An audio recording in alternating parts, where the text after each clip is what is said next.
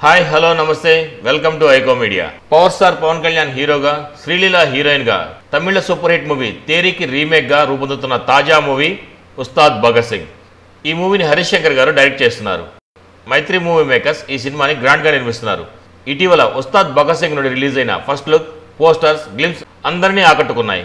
మూవీపై మంచి అంచనాలు ఏర్పరిచాయి. ఇక నిన్నటి అమెజాన్ ప్రైమ్ వార్ ఈవెంట్లో భాగంగా ఈ మూవీ నుండి భగత్ సింగ్ బ్లేజ్ అనే టీజర్ని రిలీజ్ చేశారు.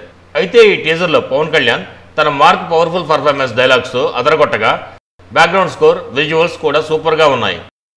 అందరి నుండి ఈ టీజర్కి మంచి రెస్పాన్సే వచ్చింది. కాకపోతే ఈ టీజర్లో పవన్ కళ్యాణ్ పలికిన డైలాగులపై రాజకీయ వర్గాల్లో కొద్దిపాటి వివాదం చెలరేగింది. గాజు పగిలే కొద్దీ పొదినే కొద్దీ, గ్లాస్ అంటే సైజు కాదు సైన్యం అంటూ పవన్ కళ్యాణ్ డైలాగ్ చెప్పడం జరిగింది.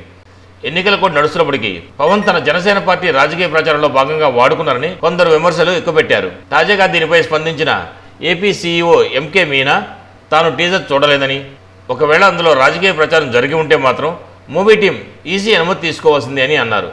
ఉస్తాద్ భగత్ సింగ్ టీజర్ చూసిన అనంతరం సీఈఓ ఏ విధంగా స్పందిస్తారనేది ప్రస్తుతం అందరూ ఆసక్తికరంగా చర్చించుకుంటున్నారు. మరిన్ని టాలీవుడ్ అప్డేట్స్ కోసం మా ఛానల్ని సబ్స్క్రైబ్ చేసుకోండి. మా వీడియోని లైక్ చేయండి, షేర్ చేయండి. మీ అభిప్రాయాన్ని కూడా మా కామెంట్ రూపంలో తెలియచేయండి. మరో వీడియోలో మళ్ళీ కలుస్తాను. అంతవరకు బాయ్ బాయ్. జై హింద్.